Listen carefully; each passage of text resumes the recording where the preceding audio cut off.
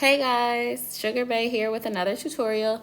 Today I'm showing you how to make chocolate truffles.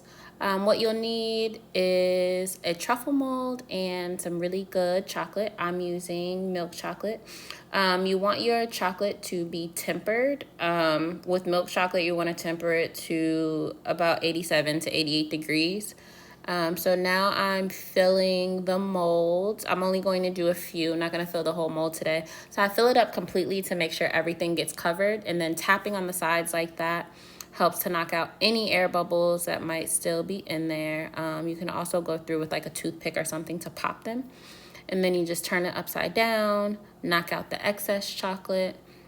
And then you're going to use a metal scraper to get all of the extra chocolate that's going to be on your mold and to make that mold as clean as possible. And then if you do this over a silicone mat like I'm doing, it helps with cleanup because you don't want that good chocolate to go to waste.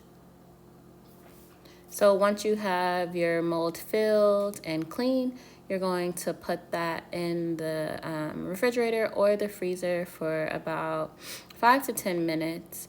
And right here, I'm just cleaning up the chocolate because, like I said, it's good chocolate and we're not letting it go to waste.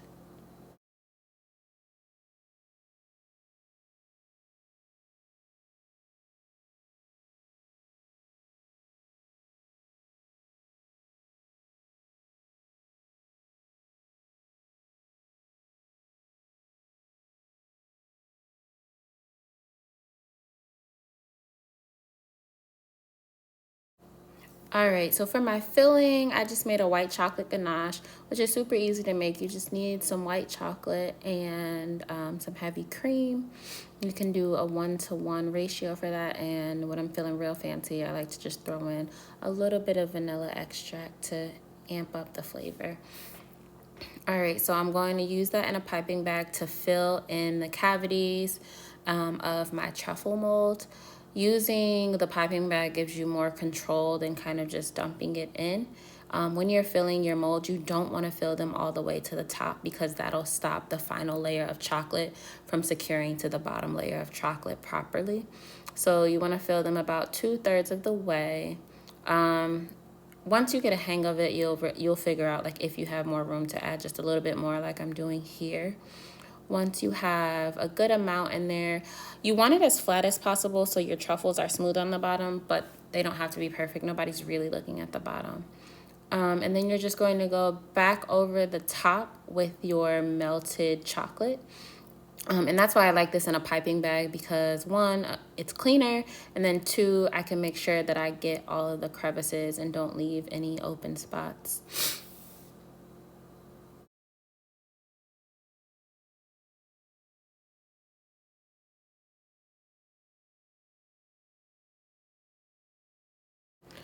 So once you have that all filled in, you just want to shake it around and give it a few taps, again, to knock out any air bubbles and to make sure that you have fully covered the top. So I noticed that I had a few gaps in, so I just went back over with the chocolate to fill in those spots because we don't want our filling to leak out and we want our truffles to be all in one piece. And if you're not filling in those gaps, they might fall apart when you try to get them out the mold.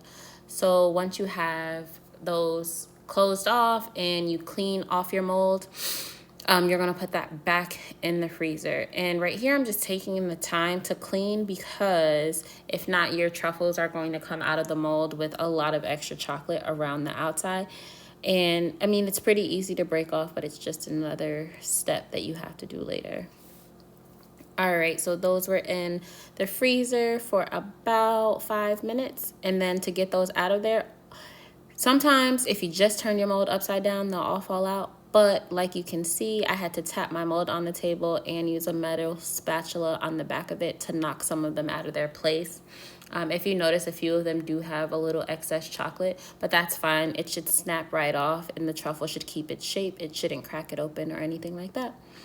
And there's your chocolate truffles.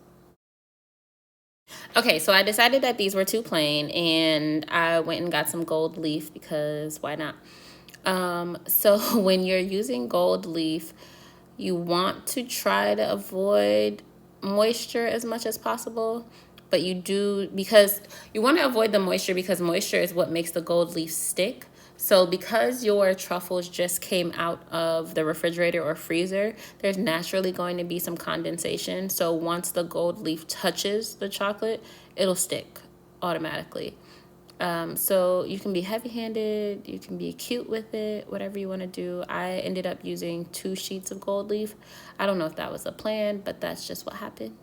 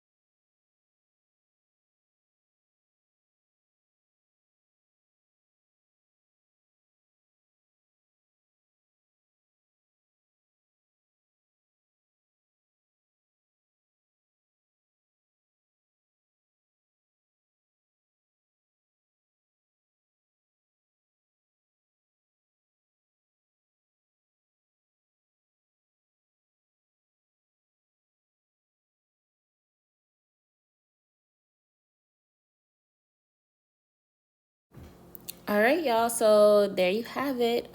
Chocolate truffles adorned with gold leaf. Hope you enjoy.